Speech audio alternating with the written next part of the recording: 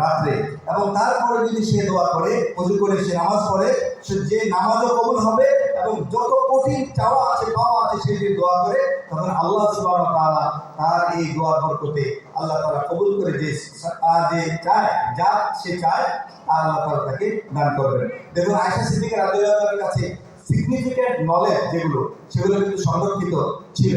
এর দ্বারা আমরা আমাদের নারী সমাজ, আমাদের মহিলা সমাজ যারা আছে, তারা জ্ঞান অর্জনের প্রতি আল্লাহ রাসূল সাল্লাল্লাহু আলাইহি ওয়াসাল্লাম উদ্বুদ্ধ করে গেছেন, এবং ইসলামে জ্ঞান অর্জনের ব্যাপারে নারী পুরুষের মধ্যে কোনো ব্যবধান রাখা হয়নি। আমরা রাসূল সাল্লাল্লাহু আলাইহি সাল্লামের ব্যাপারে আমরা মক্কি জীবনে রাসূল সাল্লাল্লাহু আলাইহি সাল্লাম যখন দাওয়াত দিতেন চুপে চুপে, যখন তিনি কারো কাছে কোনো পাত্তা পান না, কারো কাছে কোনো মূল্য পান না, যত কষ্ট তাকে দেওয়া হয়েছে সব কিছু তিনি নোট আকারে রেখেছেন তার স্মৃতির মধ্যে, যে এই কিভাবে আমাকে কষ্ট দেয়, কেন তারা এই সমস্ত অন্যায় অনাচার করে, এগুলো অপনোদন করবে, কি করা যায়, সেই চ্যালেঞ্জ তিনি গ্রহণ করে কোনো অবস্থাতেই দাওয়াত থেকে কিন্তু তিনি পিছিয়ে যাননি।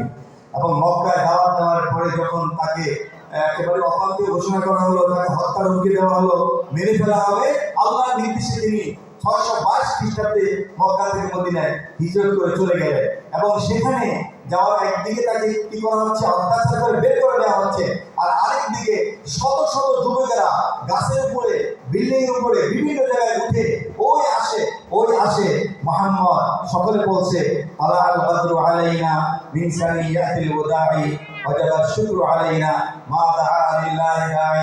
ওই দেখো আর চার কিছু আমাদের মধ্যে সুবহানাল্লাহ, একদিকে তাকে দৌড়িয়ে দিচ্ছে আর আরেকদিকে তাকে বরণ করার জন্য বুক পেতে দিয়েছে। রাসূল সাল্লাল্লাহু আলাইহি সাল্লাম ছোট ছোট শিশুকে মদিনায় বললেন, ওই শিশুরা এসে বলছে, মুহাম্মদ আপনাকে আমরা খুব ভালোবাসি। রাসূল সাল্লাল্লাহু আলাইহি সাল্লাম বললেন, সত্যি কি আমাকে তোমরা ভালোবাসো? বলে, হ্যাঁ, আপনাকে আমরা হৃদয় থেকে, মন দিয়ে, কলিজা উজাড় করে ভালোবাসি। রাসূল সাল্লাল্লাহু আলাইহি সাল্লাম বললেন, আমি অপেক্ষায় রইলাম তোমাদের ভালোবাসা দেখার জন্য। বদরের যুদ্ধে মুআয এবং মুআওয়াদ, এই দুই ছেলে, এক মায়ের দুই ছেলে, তাদেরকে ইবনু আফারা বলা হয়, বুখারী শরীফে তাদের কথা উল্লেখ করা হয়েছে। এই দুই ছেলে বদরের প্রান্তে যাওয়ার আগে আব্দুর রহমান ইবনে আউফকে গিয়ে বলছে, ছোট ছোট বাচ্চা দুইটা, বলছে আব্দুর রহমান চাচা, আপনি বলেন মক্কাতে আমার রাসূলকে কষ্ট দিয়েছিল যে আবু জেহেল, তাকে আমাদেরকে একটু দেখিয়ে দেন। বলে, যে তুমি ছোট বাচ্চারা কি করো, তোমরা এখান থেকে যাও। বলে, না, আমাদেরকে দেখিয়ে দেন, আমাদের অনেক কষ্ট, আমরা আবু জেহেলকে একটু দেখে নেব। যখন আবু জেহেল যুদ্ধ করছে, ঠিক এই দুইটা ছেলে বুখারী শরীফে এসে বাজ পাখির মতো এই আবু জেহেলের উপর ঝাঁপিয়ে পড়েছে, আক্রমণ করেছে, এবং আবু জেহেলকে মাটির সাথে শুয়ে দিয়েছে। তারপরে আবু জেহেলকে সেখানে আব্দুল্লাহ ইবনে মাসউদ তাকে হত্যা করেছেন। তো এই যে সেই দিন এই আপনার ইবনে আফারা মুআজ যখন এরকম যুদ্ধ করছিল, তখন তার হাতটা কেটে গেল, একটা হাত কেটে গেছে। কেটে যাওয়ার পরে হাতটা পুরোপুরি কাটনে চামড়ার মধ্যে লেগে আছে। তো চামড়ার মধ্যে এই হাত লেগে আছে, তার কষ্ট হয় যুদ্ধ করার ক্ষেত্রে। তখন সে এই হাতকে লক্ষ্য করে বলল যে, হাত, তোমাকে নিয়ে আমি আর চলবো না। পায়ের নিচে টান দিয়ে হাতটাকে ছিঁড়ে ফেলেছে। এবং এই বাচ্চাগুলো রাসূল সাল্লাল্লাহু আলাইহি সাল্লামকে প্রমাণ করে দেখিয়ে দিয়েছে যে কতটা রাসূলকে তারা ভালোবাসে।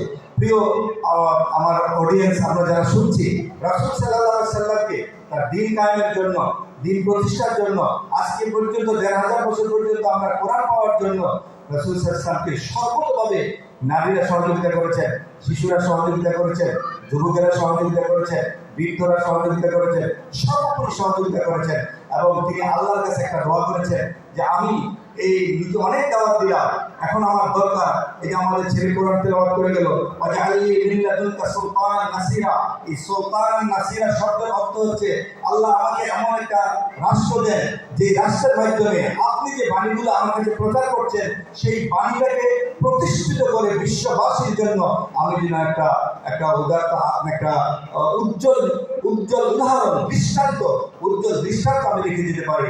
সেই উজ্জ্বল দৃষ্টান্তের নাম হচ্ছে উসওয়ায়ে হাসানা, যেটা প্রথম আমি পড়েছিলাম।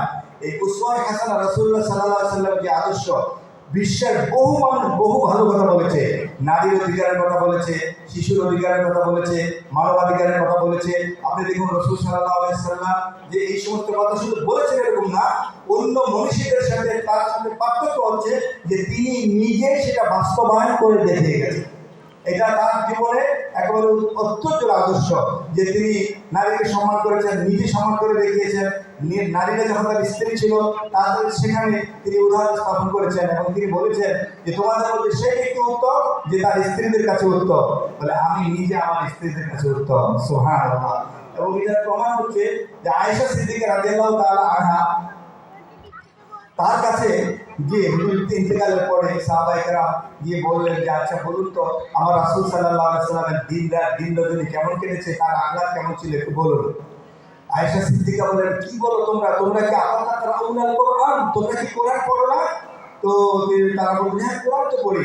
বলে কারা খুলুকুল কোরআন, তার চারিত্রিক সনদ হচ্ছে আল কোরআন। আল্লাহ তাআলা কোরআনে বলেন ওয়া ইন্নাকা লাআলা খুলুকিন আযীম, নিশ্চয়ই হে রাসূল, হে মুহাম্মদ, আপনি পুত পবিত্র উন্নত চরিত্রের উপরে প্রতিষ্ঠিত আছেন। সুবহানাল্লাহ। অতএব সেই মুহাম্মদ রাসূলুল্লাহ সাল্লাল্লাহু আলাইহি সাল্লাম যে চারিত্রিক আদর্শ মাধুর্য আমাদের জন্য রেখে গেছেন, তিনি যে মানবিক ছিলেন এবং মানবতাকে প্রতিষ্ঠিত করেছেন, সেই মানবতা প্রতিষ্ঠিত করতে গিয়ে তার সাথে অনেক সময় কাফেরদের যুদ্ধ হয়েছে। সেই যুদ্ধকালীন তিনি দিন প্রতিষ্ঠা করতে গিয়ে যে যুদ্ধ হয়েছে, এই যুদ্ধে কত মানুষ মারা গেছে? 400 মানুষ, লেসবল কিছু কম বেশি 400।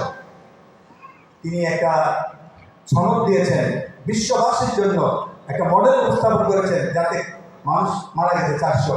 অথচ 1945 সালে আমাদের যখন মানবাধিকার সনদের কথা বলি, সেই সনদ প্রতিষ্ঠা করতে গিয়ে মিলিয়ন মিলিয়ন মানুষ দুনিয়া থেকে চলে গেছে, মিলিয়ন মিলিয়ন মানুষ চলে গেছে, কিন্তু সেগুলোর কোনো হদিস নাই। কিন্তু মানুষ আজকে ধর্মবেত্তা ধার্মিক লোক এগুলো থেকে তারা ভয় পায়, জঙ্গি যোদ্ধা অমুক্তমুখী সমস্ত কথা বলে। কোনো মুসলমানকে জঙ্গি যোদ্ধা যদি ইহানত করে, খারাপভাবে যদি এরকম উপস্থাপন করে, আজকে খুতবায় আমি বলেছি সে আর মুসলমানের খাতায় তার নাম থাকবে না, আর তার নাম উম্মতে মুহাম্মদের খাতায় থাকবে না। এই জন্য আমরা সতর্ক হই। আমি যে কথাগুলো বললাম যে রাসূল সাল্লাল্লাহু আলাইহি সাল্লাম উসওয়ায়ে হাসানা, তিনি উত্তম আদর্শ নিজের কর্মের মাধ্যমে তিনি প্রতিষ্ঠা করে গেছেন। তিনি ব্যবসায়িক সমাজকে প্রতিষ্ঠিত করে গেছেন।